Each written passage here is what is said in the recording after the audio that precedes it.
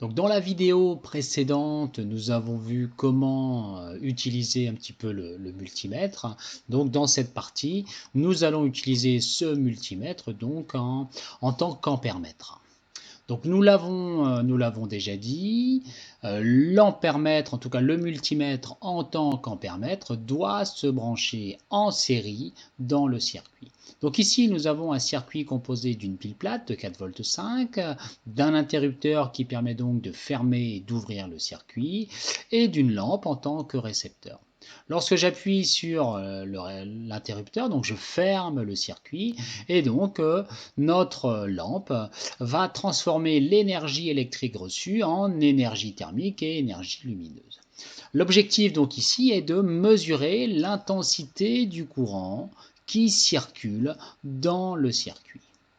Pour ce faire donc, je commence par ouvrir mon circuit donc à l'aide de l'interrupteur. Le multimètre donc qui est ici va donc devoir s'insérer dans le circuit, et pour qu'il soit inséré donc il faut que nous ouvrions notre circuit parce que nous l'avons dit, l'ampèremètre se branche en série. On va donc supprimer un fil de façon à pouvoir glisser l'ampèremètre dans cette partie ici.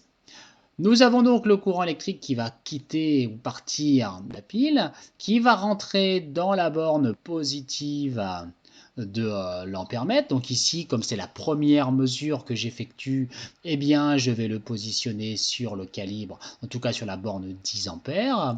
Ce qui veut dire que je sélectionnerai ensuite donc le calibre 10 ampères. Et donc, le courant électrique va quitter l'ampèremètre par la borne négative, à savoir la borne COM. Et donc, on va le relier à l'interrupteur ici. Voilà. Notre circuit donc est de nouveau une boucle fermée. Nous fermons le circuit complètement à l'aide de l'interrupteur et donc nous lisons une valeur de 0,19 mA. Alors si nous convertissons cette valeur 0,19 ampères, eh bien en milliampères, ça nous fait une valeur de 190 milliampères. 190 milliampères, eh bien c'est bien une valeur inférieure à 200 milliampères. Je vais donc pouvoir placer mon sélecteur sur cette partie-là. Mais nous savons, avant de modifier la position du sélecteur, nous ouvrons le circuit, donc l'interrupteur nous permet de le faire rapidement. Je bascule donc le sélecteur sur 200 mA et comme je suis sur la partie milliampères, eh bien je déplace la borne d'entrée du courant. Je ne suis plus sur 10 ampères, mais je suis maintenant sur milliampères. Je ferme le circuit et j'obtiens une intensité de 187,4 mA. J'ai donc une valeur qui est plus précise et ce qui est plus intéressant. Imaginons 2 secondes que nous ayons mal converti les 0,19 ampères et que nous ayons estimé que c'était 19 mA. Je bascule donc mon sélecteur sur 20 mA, parce que comme j'ai la borne milliampères ici, ça veut dire que sur cette partie-là, c'est bien la partie 20 mA qui est sélectionnée. Je ferme, et là j'obtiens un 1 à gauche, donc je ne perds pas de temps. Hop, j'ouvre de nouveau le circuit. Donc ça montre bien que j'avais mal fait ma conversion et que la valeur mesurée est bien supérieure à 20, ce qui est bien 187,4 mA. D'accord? Donc voilà pour cette première expérience. Donc on retient de ce début de vidéo que la première mesure se fait en plaçant le sélecteur sur le calibre 10 ampères et donc en utilisant la borne 10 ampères d'entrée du multimètre.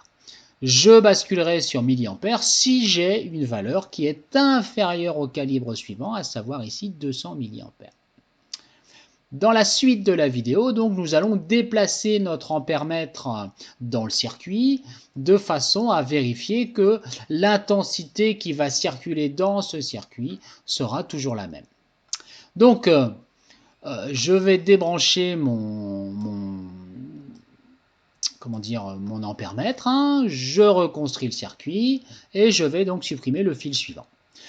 Le courant va donc quitter l'interrupteur pour rentrer dans notre multimètre.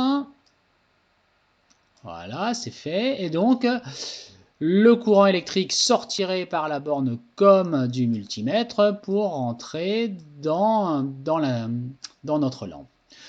Je ferme le circuit, j'obtiens de nouveau une valeur de 187,4 mA. Très bien, j'ouvre de nouveau le circuit, je défais l'ampèremètre, je le remplace ici, donc ça veut dire que le courant va quitter l'ampoule, donc il va rentrer dans mon multimètre en tant qu'ampèremètre, et donc quitter, hop, ensuite, voilà, voilà. Donc la boucle est fermée, je ferme le circuit à l'aide de l'interrupteur et j'obtiens de nouveau une valeur de 187,4 mA. Donc dans cette partie de la vidéo, qui est simple, hein, on retient que lorsque notre circuit est composé d'une seule boucle, hein, eh bien vous pouvez positionner votre ampèremètre à l'endroit que vous souhaitez dans cette boucle parce que vous aurez systématiquement la même intensité. Donc dans un circuit en série, ici, l'intensité est partout la même. Dans le cas des circuits en dérivation, on aura une autre loi qui s'appellera la loi des nœuds, mais ce qui est sûr, c'est que lorsque vous avez un dipôle, si vous voulez mesurer l'intensité qui rentre ou qui sort de ce dipôle, eh bien vous pouvez placer donc votre multimètre avant ou après sans vous casser la tête parce que toute l'intensité qui va rentrer dans votre dipôle va en ressortir. On a bien vu que avant la lampe, on avait une intensité de 187,4 mA et ici, de nouveau 187,4 mA, nous sommes après la lampe.